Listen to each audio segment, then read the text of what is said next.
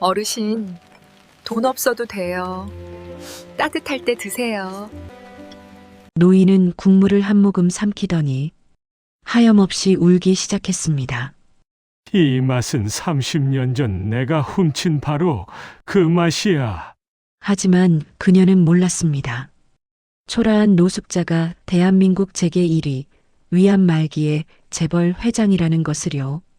그 후 그녀의 운명이 어떻게 바뀌었을까요? 이야기 시작하기 전에 구독과 좋아요 부탁드려요. 새벽 4시 세상이 아직 어둠 속에 잠겨 있을 때 서울 변두리 낡은 골목에는 벌써 하얀 김이 피어오르고 있었어요. 바로 진국 설렁탕의 주방입니다. 50살의 영숙 씨는 오늘도 남들보다 먼저 하루를 시작합니다. 그녀의 손을 보면요.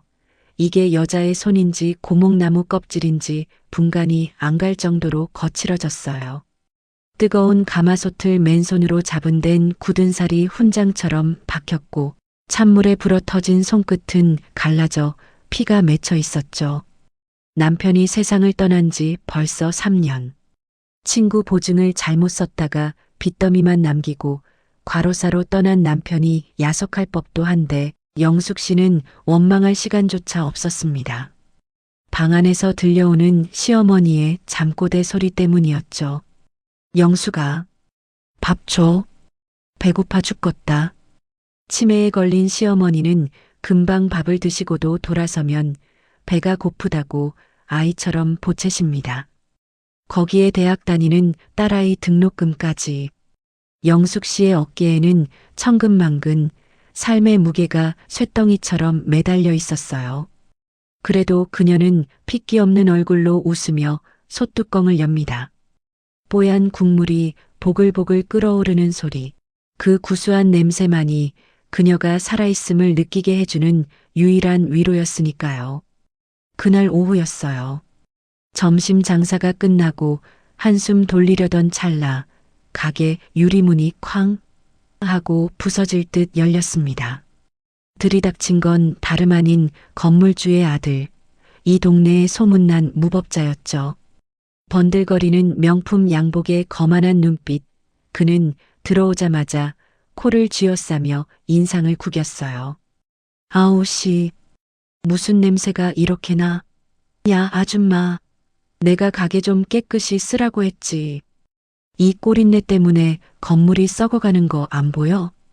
영숙 씨가 황급히 앞치마에 손을 닦으며 달려나갔지만 남자는 다짜고짜 계산대 옆에 있던 의자를 발로 걷어찼습니다. 와장창 수저통이 바닥에 뒹굴었죠. 말길게 안에 다음 달부터 월세 3배야. 싫으면 당장 방 빼 알았어? 주제를 알아야지. 주제를. 사장님 세배라니요. 갑자기 그러시면 저희는 길바닥에 나앉아요. 제발 한 번만 봐주세요. 영숙 씨는 펄펄 끓는 자존심 따위는 개나 줘버린 지 오래입니다.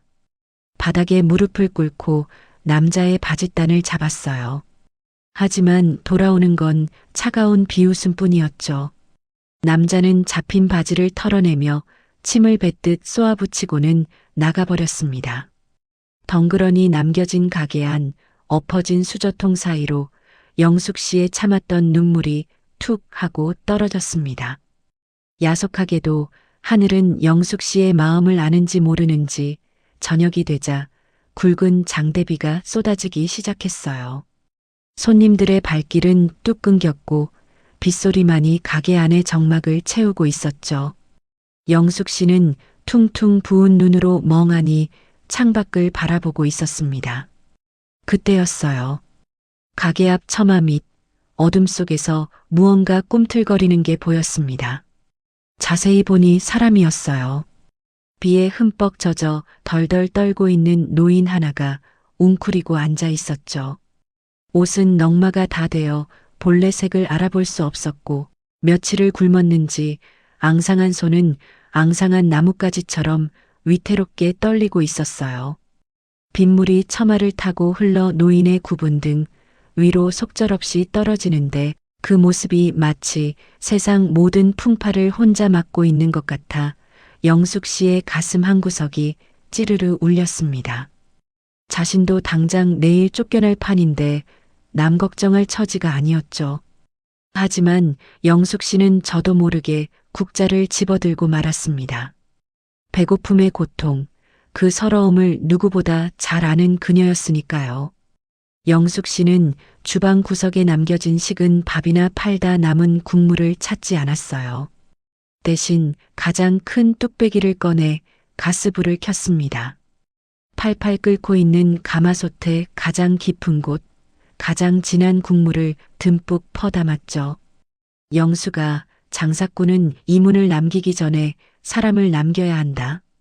그리고 절대 사람 먹는 걸로 장난치지 마라. 배고픈 사람에겐 임금님 수라상보다 따뜻한 국밥 한 그릇이 더 귀한 법이다. 돌아가신 아버지의 목소리가 귓가에 맴돌았습니다. 영숙 씨는 뚝배기에 고기를 썰어 넣는데 평소 특설렁탕에 들어가는 양보다 훨씬 더 많이 수북하게 얹었어요. 파도 송송 썰어 넣고 후추도 톡톡 뿌렸죠. 쟁반을 들고 빗속을 뚫고 나가는 그녀의 발걸음엔 망설임이 없었습니다. 노인은 인기척에 놀라 움찔하며 몸을 더 웅크렸어요. 해코지라도 당할까봐 겁에 질린 눈빛이었죠. 영숙 씨는 그런 노인 앞에 김이 모락모락 나는 뚝배기를 내려놓으며 세상에서 가장 따뜻한 미소를 지어 보였습니다. 어르신, 비도 오는데 이거 드시고 몸 좀 녹이세요. 돈은 안 주셔도 돼요. 그냥 따뜻할 때 드세요. 식으면 맛없어요. 그제야 노인은 고개를 들어 영숙 씨를 바라보았습니다. 경계심 가득하던 노인의 눈동자가 흔들리기 시작했어요. 코끝을 찌르는 구수한 냄새. 그것은 단순한 음식 냄새가 아니라 얼어붙은 생명을 깨우는 온기였습니다.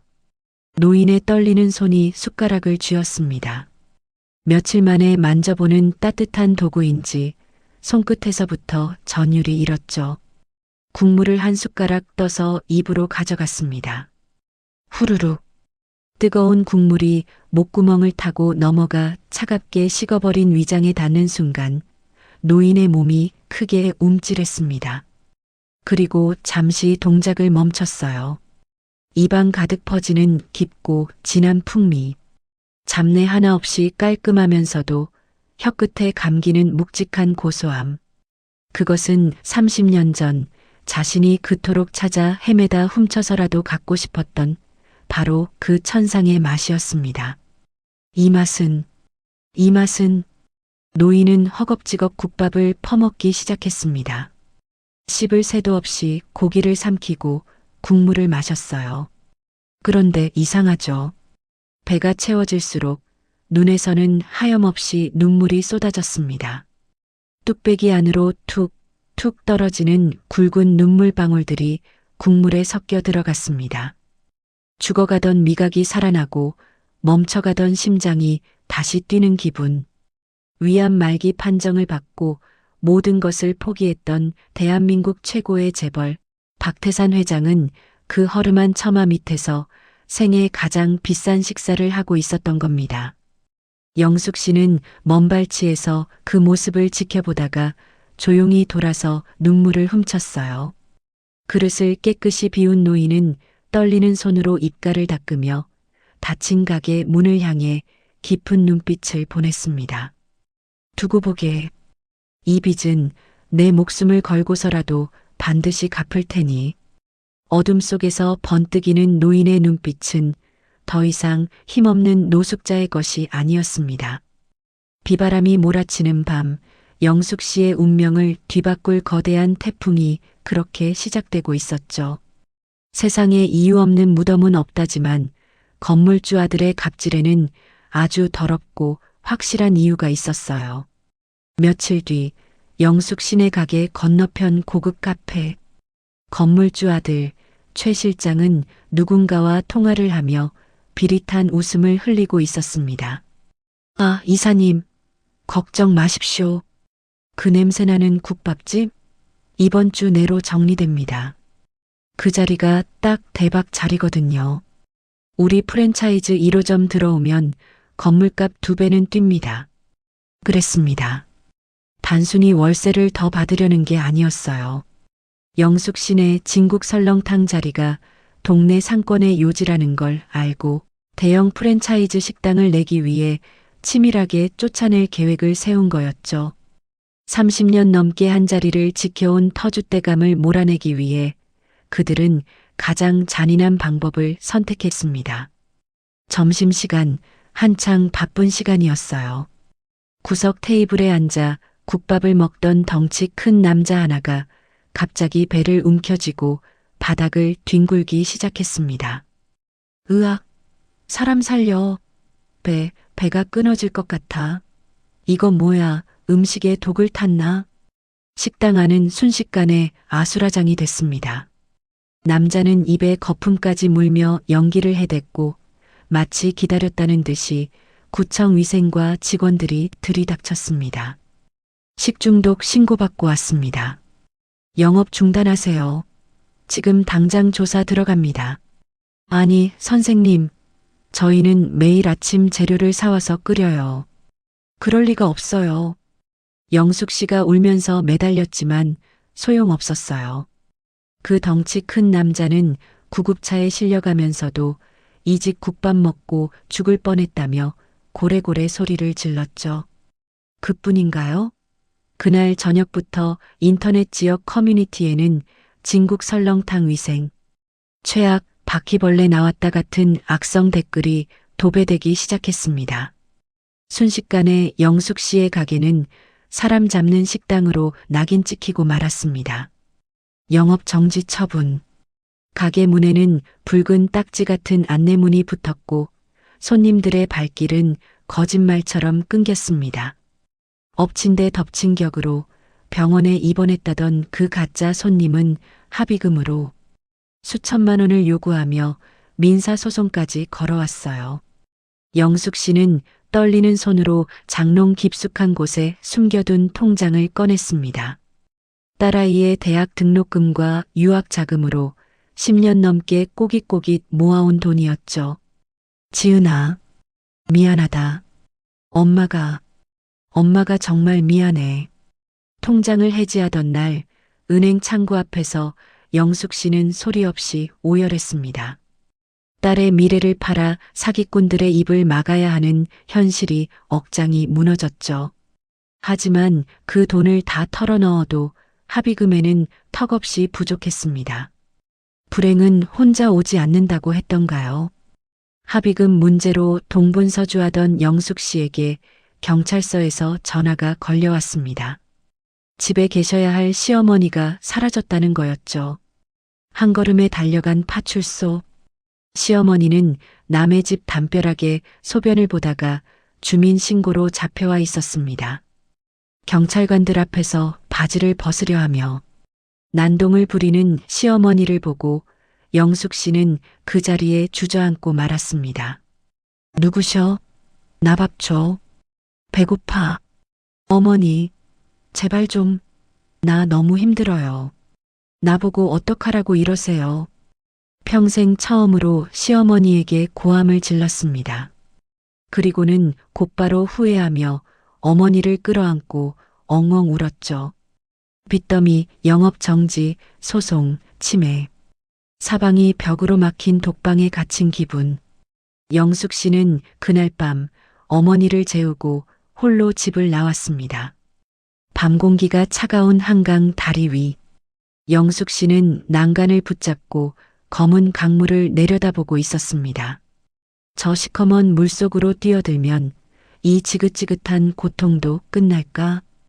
딸아이의 얼굴이 스쳐 지나갔지만 자신이 짐만 되는 것 같아.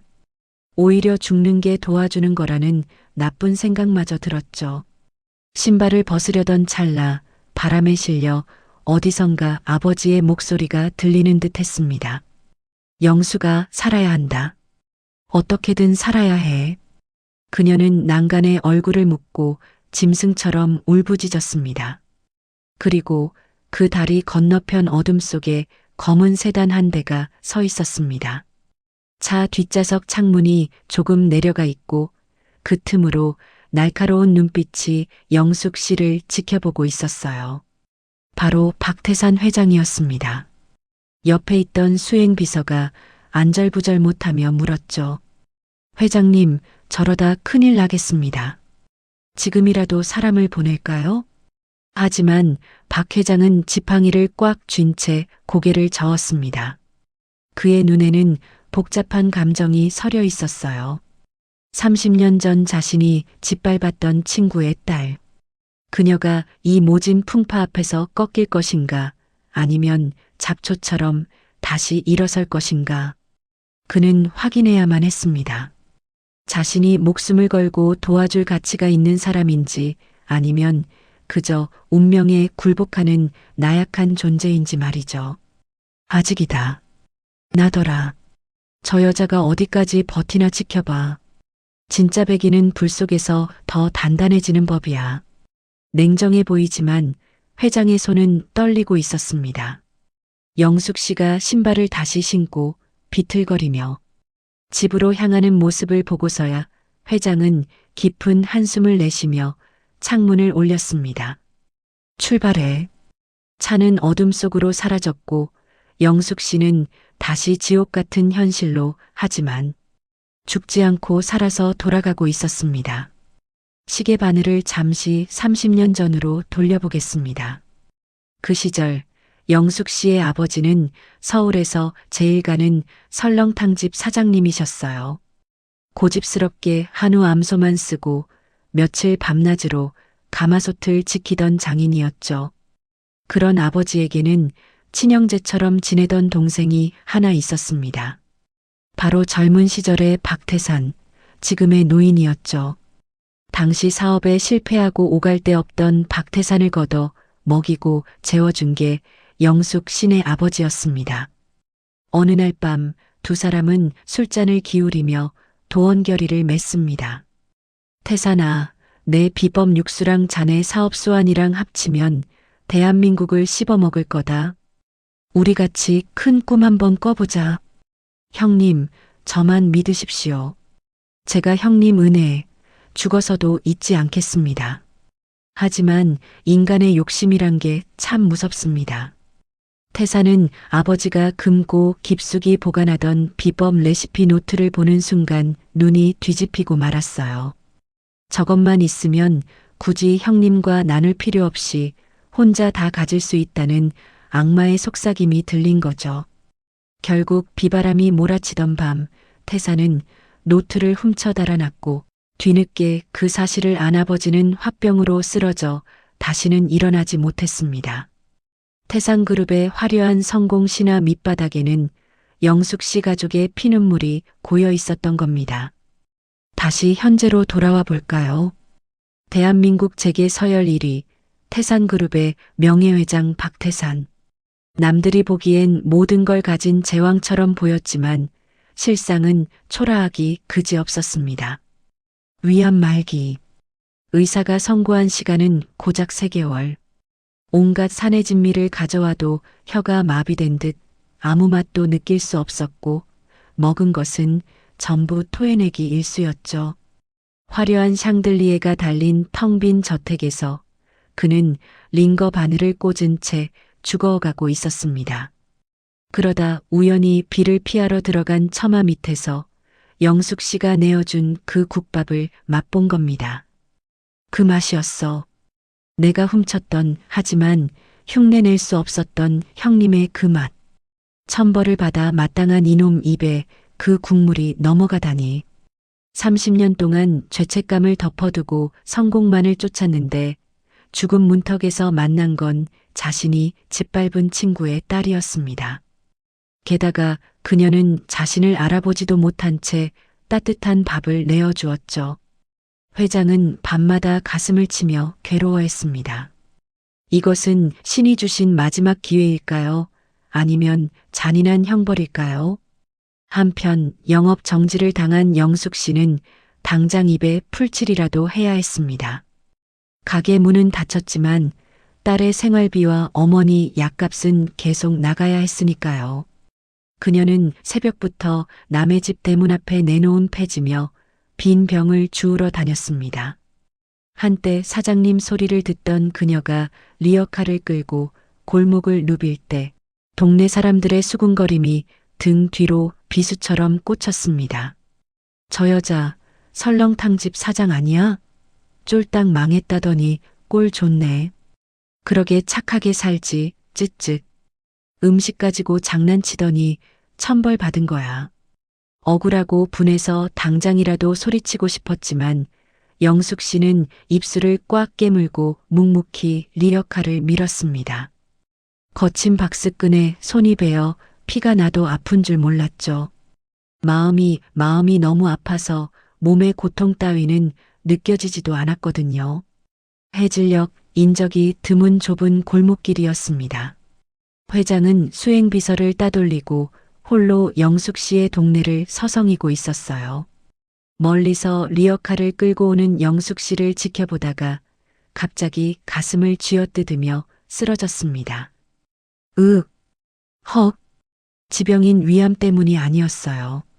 극심한 스트레스와 쇠약해진 몸이 버티지 못하고 급성 심장마비가 온 겁니다. 회장의 몸이 차가운 시멘트 바닥으로 쿵 하고 떨어졌습니다. 의식이 흐려지는 와중에도 그는 살려달라는 소리조차 지르지 못했습니다. 그때 덜컹거리는 리어카 소리가 멈췄습니다. 어머, 할아버지, 정신 차리세요. 영숙 씨였습니다. 그녀는 주저없이 달려와 노인의 뺨을 때리고 흔들었습니다. 숨이 멎어가는 노인의 얼굴은 잿빛으로 변해 있었죠. 119에 신고할 겨를도 없이 위급해 보였습니다. 영숙 씨는 학교 다닐 때 배웠던 심폐소생술을 떠올리며 가녀린 팔로 노인의 가슴을 압박하기 시작했습니다. 하나, 둘, 셋, 넷. 땀방울이 노인의 얼굴 위로 뚝뚝 떨어졌습니다. 하지만 노인은 미동도 없었죠. 일어나세요. 제발요. 여기서 이렇게 가시면 안 돼요. 영숙 씨는 젖먹던 힘을 다해 노인을 둘러엎었습니다. 뼈만 남은 노인이라지만 60대 여성이 감당하기엔 버거운 무게였죠. 하지만 그녀는 큰 길가까지 뛰기 시작했습니다. 다리가 후들거리고 숨이 턱끝까지 차올랐지만 멈출 수 없었어요. 그녀의 등 뒤에 엎인 회장은 희미해져가는 의식 속에서 누군가의 따뜻한 온기를 느꼈습니다. 그리고 귓가에 울리는 절규를 들었죠. 아버지, 정신 좀 차려보세요. 그것은 영숙 씨가 돌아가신 아버지를 부르던 습관 같은 외침이었습니다. 하지만 그 소리는 회장의 가슴 깊은 곳, 가장 아픈 곳을 찔렀습니다.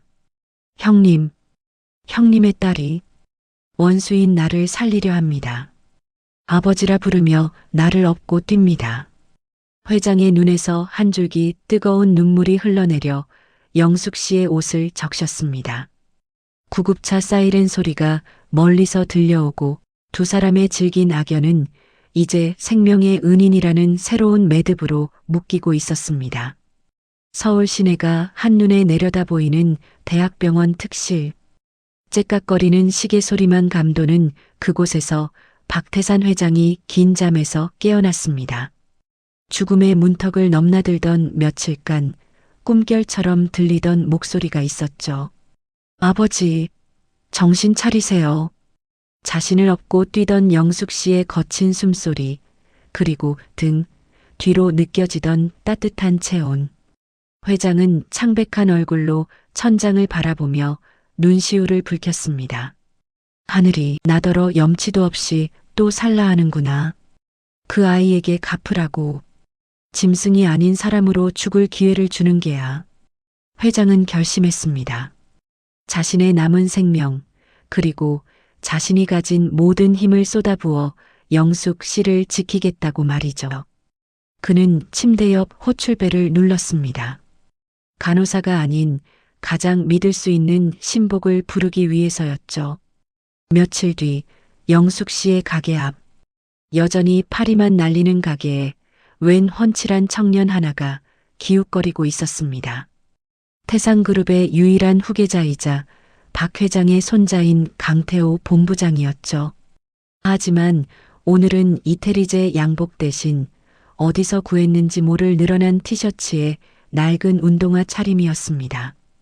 할아버지의 특명을 받고 잠입 취업을 하러 온 겁니다. 계십니까? 저 알바 구한다고 해서 왔는데요. 아이고, 총각. 우리 가게 사정 알잖아. 지금 영업 정지에 손님도 없어서 월급 줄 형편이 못 돼. 돈은 필요 없습니다. 그냥 밥만 먹여주시면 됩니다. 제가 힘은 장사거든요. 뭐든 시켜만 주십시오. 영숙 씨는 의아했습니다. 멀쩡하게 생긴 청년이 돈도 안 받고 일하겠다니요. 하지만 당장 무거운 짐을 나를 사람도 없고 무엇보다 청년의 눈빛이 너무나 맑고 간절해 보였습니다. 영숙 씨는 한숨을 쉬며 고개를 끄덕였죠. 그렇게 재벌 3세의 극한 알바 체험이 시작된 겁니다. 하지만 현실은 여전히 냉혹했습니다.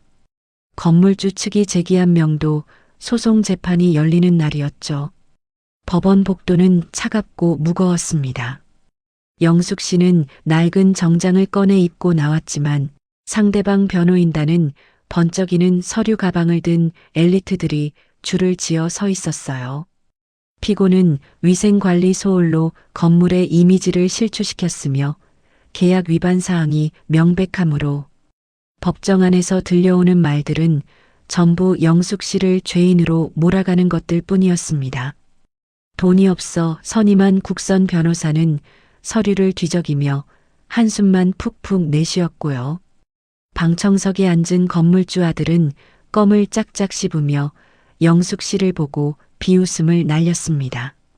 거봐, 아줌마. 니까짓게 버텨봤자지. 하는 눈빛이었죠. 영숙 씨는 고개를 떨구고 떨리는 손을 맞잡을 수밖에 없었습니다. 이대로라면 가게를 뺏기는 건 시간 문제였으니까요. 재판에서 패색이 짙어진 그날 밤, 영숙 씨가 눈물로 지새우는 동안 가게에는 불이 꺼지지 않았습니다. 알바생 태호가 퇴근도 하지 않고 주방에 남아 있었거든요. 낮에는 허당기 넘치는 알바생이었지만 밤이 되자 그의 눈빛은 매서운 사냥꾼처럼 돌변했습니다. 감히 우리 은인 할아버지와 아주머니를 건드려? 너희들 상대를 잘못 골랐어. 태호는 노트북을 켜고 어딘가로 전화를 걸었습니다. 태상그룹 보안팀이었죠. 팀장님, 지금 보낸 좌표 주변 CCTV 싹 다 긁어 모으세요. 한 달치 전부. 그리고 저번에 식중독 걸렸다고 쇼했던 그 남자, 뒷조사 끝났습니까? 네, 본부장님. 그 남자 도박 빚이 있었는데 최근에 일시불로 갚았답니다. 입금 출처가 건물주 차명 계좌네요. 빙고.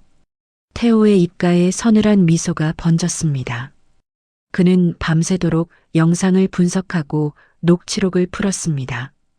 영숙 씨가 흘린 눈물의 무게만큼 놈들에게 더 무거운 죗값을 치르게 할 증거들이 차곡차곡 쌓이고 있었습니다. 다음 날 아침, 태호는 아무 일 없었다는 듯 빗자루질을 하고 있었습니다. 밤새 한숨도 못 잤을 텐데 눈은 오히려 형형하게 빛나고 있었죠. 출근한 영숙 씨는 퉁퉁 부은 눈으로 육수를 끓이려는데 태호가 슬그머니 다가와 말을 건넸습니다. 이모님, 너무 걱정 마세요. 하늘이 무너져도 솟아날 구멍이 있다잖아요. 제가 어제 꿈을 꿨는데 아주 대박이 나는 꿈이었거든요. 고맙다, 태호야. 내가 있어서 참 의지가 되네. 근데 어쩌니 이제 월급 줄 날도 며칠 안 남은 것 같은데.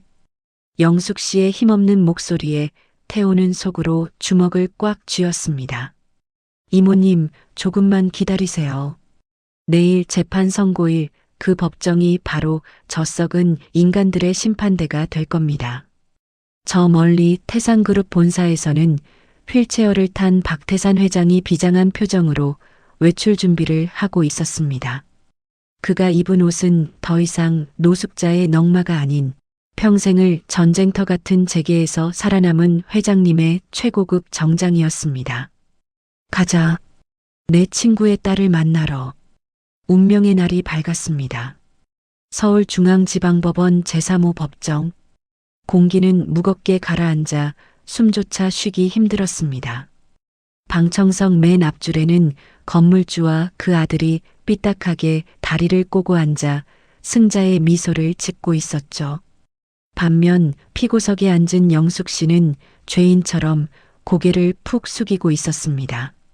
옆에 앉은 국선 변호사는 이미 포기한 듯 서류만 만지작거릴 뿐이었죠. 피고는 원고의 건물 이미지를 훼손하고 불량 음식 판매로 인한 손해를 입혔음이 인정되는다. 판사의 건조한 목소리가 법정에 울려 퍼질 때마다 영숙 씨의 심장은 난도질 당하는 것 같았습니다. 아, 이제 정말 끝이구나. 30년을 지켜온 내각에 아버지의 유산이 이렇게 무너지는구나. 그녀는 두 눈을 질끈 감았습니다. 눈물이 주르륵 흘러내려 낡은 치맛자락을 적셨죠. 그때였습니다. 거봐, 아줌마. 내가 뭘 했어? 좋게 말할 때 나갔으면 이런 꼴 안 보잖아.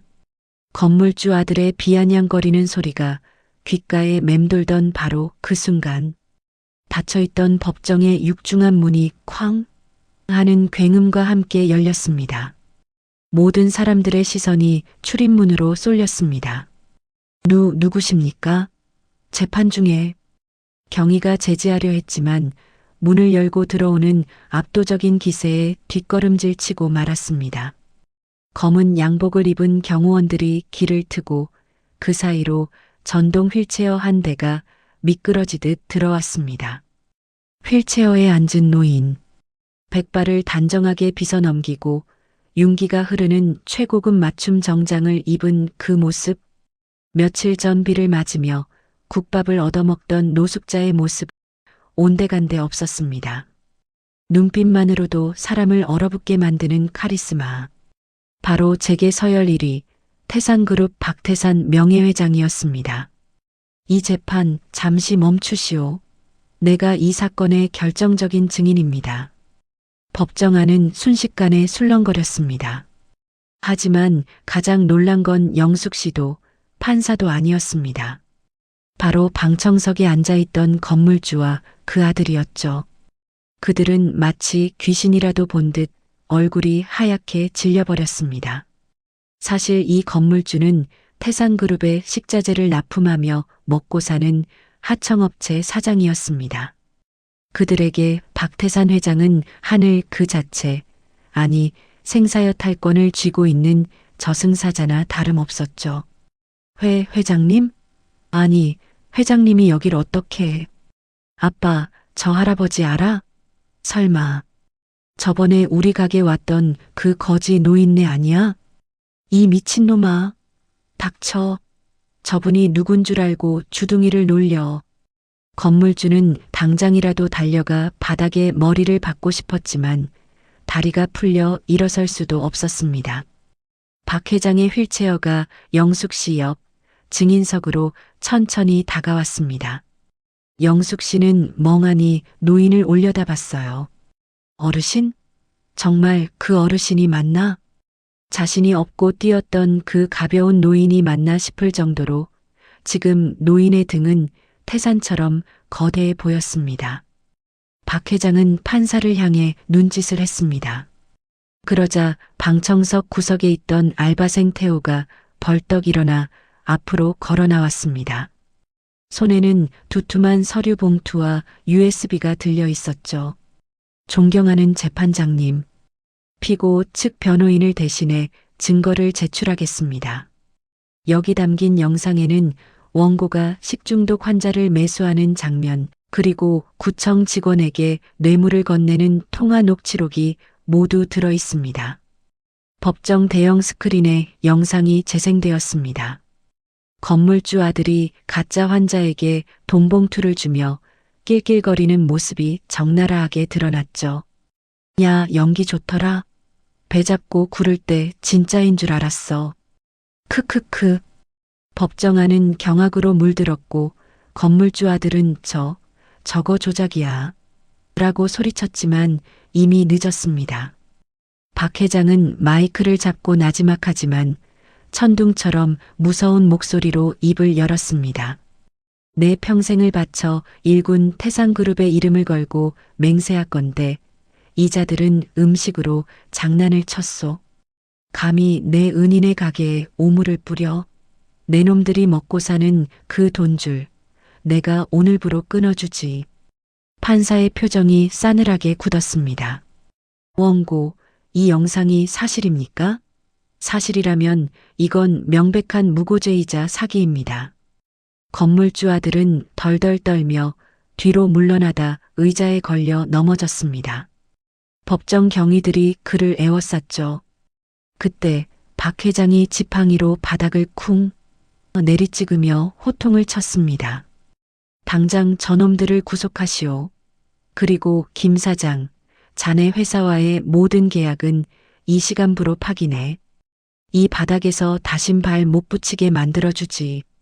알거지가 돼서 길바닥에 나앉는 기분이 어떤지 자네도 똑똑히 느껴보게나. 회장님, 죽을 죄를 지었습니다. 한 번만 살려주십시오. 제발요. 건물주는 바닥을 기어가며 회장의 바짓단을 잡으려 했지만 경호원들에게 짐짝처럼 끌려나갔습니다. 아들은 수갑이 채워진 채 아빠, 나 감옥 가기 싫어 라며 울부짖었죠. 영숙 씨를 괴롭히던 악마들의 최후는 그렇게 비참하고 초라했습니다. 소란스러웠던 법정이 정리되고 악인들이 사라진 자리에 정적이 찾아왔습니다. 판사는 무죄를 선고함과 동시에 원고 측에 막대한 손해배상을 명령했습니다. 재판이 끝나고 영숙 씨는 떨리는 다리로 박 회장 앞에 섰습니다. 너무나 고귀해 보이는 모습에 그녀는 감히 말을 걸지도 못하고 입술만 달싹였죠. 그때 박 회장이 휠체어에서 힘겹게 몸을 일으켰습니다. 수행 비서의 부축을 뿌리치고 영숙 씨 앞에 비틀거리며 섰습니다. 그리고는 천천히, 아주 천천히 허리를 숙였습니다. 은인, 내 목숨을 2번이나 살려준 은인. 늦게 와서 미안합니다. 정말 미안합니다. 어르신, 아니 회장님, 왜 저한테 이렇게까지. 영숙 씨의 눈에서 참았던 눈물이 터져 나왔습니다. 회장의 따뜻한 손이 거친 영숙 씨의 손을 감싸주었습니다. 그것은 단순한 감사의 인사가 아니었습니다. 30년 묵은 죄책감과 사죄가 담긴 뜨거운 참회의 손길이었죠. 영숙 씨는 아직 몰랐습니다. 이 회장님이 왜 자신에게 죄인의 눈빛을 보내고 있는지. 이제 마지막 진실만이 남았습니다. 악몽 같던 재판이 끝나고 며칠 뒤 영숙 씨는 박 회장의 초대를 받아 성북동 저택을 찾았습니다. 으리으리한 서재, 하지만 그곳의 공기는 왠지 모르게 무겁고 숙연했죠. 박 회장은 영숙 씨를 보자마자 휠체어에서 내려와 차가운 마룻바닥에 무릎을 꿇었습니다. 당황한 영숙 씨가 말릴 새도 없이 회장은 품에서 낡은 수첩 하나와 통장을 꺼내 내밀었습니다. 이건 자네 아버지의 레시피 노트일세. 그리고 이 통장에는 100억이 들어있네. 내가 평생을 걸쳐 자네 아버지의 것을 훔쳐본 돈이 아주 작은 일부일세. 회장님, 그게 무슨 훔치다니요? 회장의 입에서 나온 말은 충격 그 자체였습니다. 30년 전 믿었던 친구에게 배신당해 화병으로 돌아가신 아버지. 그 원수가 바로 눈앞의 생명의 은인이라니요. 영숙 씨의 손이 부들부들 떨렸습니다. 아버지가 피를 토하며 쓰러지던 그날 밤이 떠올라 가슴이 미어지는 것 같았죠. 믿음이 컸던 만큼 배신감은 뼈에 사무쳤습니다. 어떻게 그러실 수가 있어요? 우리 아버지가 회장님을 얼마나 아끼셨는데, 우리 가족이 그동안 얼마나 힘들게 살았는데, 영숙 씨는 낡은 노트를 가슴에 품고 오열했습니다. 회장은 고개를 들지 못한 채 영숙 씨의 울음소리를 죄인처럼 듣고만 있었습니다. 한참을 울던 영숙 씨가 눈물을 닦고 고개를 들었습니다.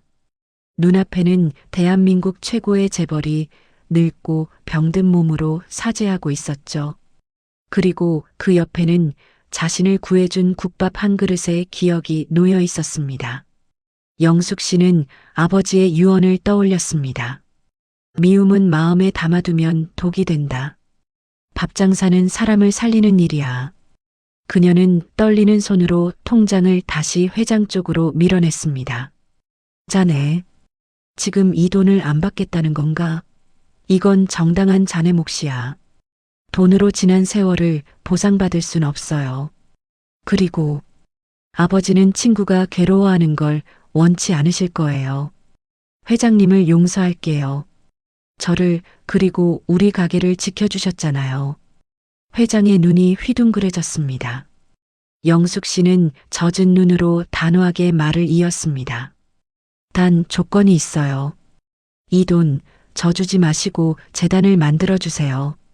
저처럼 가난하고 힘없는 상인들이 억울하게 쫓겨나지 않게 그 사람들이 다시 일어설 수 있게 도와주세요. 그게 제 아버지가 진짜 바라시는 일일 거예요. 그 순간 회장은 깨달았습니다. 자신이 훔친 것은 레시피였지만 영숙 씨가 가진 그 넓은 마음만은 결코 훔칠 수도 돈으로 살 수도 없는 진짜 보물이라는 것을요. 회장은 영숙 씨의 손을 잡고 하염없이 눈물을 흘렸습니다. 그것은 참회와 감동이 뒤섞인 뜨거운 눈물이었습니다. 그로부터 3년이란 시간이 흘렀습니다. 세상은 많이 변했습니다. 영숙 씨는 더 이상 가난한 국밥집 아줌마가 아닙니다. 태상그룹의 고문이사이자 상생재단의 이사장이 되어 정직한 먹거리 브랜드를 이끌고 있죠. 가게는 어떻게 됐냐고요? 진국 설렁탕은 전국에서 사람들이 줄을 서서 먹는 명소가 되었습니다. 물론 영숙 씨는 바쁜 와중에도 직접 가마솥 앞을 지키며 국물을 우려냅니다. 그리고 기쁜 소식이 또 하나 있어요. 따스한 햇살이 내리쬐는 최고급 요양원. 휠체어에 앉은 시어머니가 곱게 화장을 하고 영숙 씨를 맞이합니다. 우리 영숙이 왔니? 아이고, 우리 며느리 고생이 많지? 밥은 먹고 다니냐? 좋은 치료 덕분에 시어머니의 상태가 기적처럼 호전되어 이제는 며느리를 알아보십니다. 영숙 씨는 어머니의 무릎에 얼굴을 묻고 행복한 미소를 짓습니다. 지옥 같던 삶이 천국으로 변하는 건 그리 먼 곳에 있는 게 아니었습니다. 다시 겨울이 찾아온 어느 저녁, 진국 설렁탕 가게 안은 훈훈한 온기로 가득합니다. 주방에서는 이제 정식 직원이 된 나니, 곧 영숙 씨의 사위가 될지도 모르는 태호 군이 땀을 뻘뻘 흘리며 뚝배기를 나르고 있습니다. 그 옆에는 유학을 마치고 돌아온 딸 지은 양이 태호의 땀을 닦아주며 꿀 떨어지는 눈빛을 보내고 있네요. 구석 테이블에는 건강을 되찾은 박태산 회장이 흐뭇한 표정으로 국밥을 드시고 계십니다. 영숙 씨가 깍두기 접시를 놓으며 말을 건넵니다. 어르신, 입맛에 맞으세요? 오늘은 육수를 좀 더 진하게 냈어요. 좋고 말고. 자네가 끓여주는 이 국밥이 내게는 보약이고 생명일세. 가게 앞 모든 사람들의 얼굴에 웃음꽃이 피어납니다. 지독한 가난도, 억울한 누명도, 30년 묵은 원한도, 결국 따뜻한 밥 한 끼의 진심 앞에서는 눈 녹듯 사라졌습니다. 영숙 씨는 오늘도 가마솥 뚜껑을 엽니다. 하얀 김과 함께 피어오르는 구수한 냄새가 골목 어귀의 차가운 바람을 따뜻하게 데워줍니다. 세상살이가 아무리 춥고 고달파도 우리에겐 서로를 위로해줄 뜨끈한 국물 한 모금이 남아있으니까요. 이곳은 사람 냄새나는 진국 설렁탕입니다. 하늘은 스스로 돕는 자를 돕는다고 했던가요? 벼랑 끝에서도 남을 먼저 생각했던 영숙 씨의 착한 마음씨가 돌고 돌아 30조라는 큰 복으로 되돌아왔습니다. 어쩌면 우리가 무심코 베푼 작은 친절이 훗날 우리를 지켜줄 가장 든든한 보험일지도 모릅니다. 착한 사람이 복받는 세상, 우리가 함께 만들어가면 좋겠습니다. 오늘 이야기가 마음에 드셨다면 구독과 좋아요 꼭 눌러주세요. 여러분의 작은 응원이 더 따뜻한 이야기를 만드는 큰 힘이 됩니다. 감사합니다.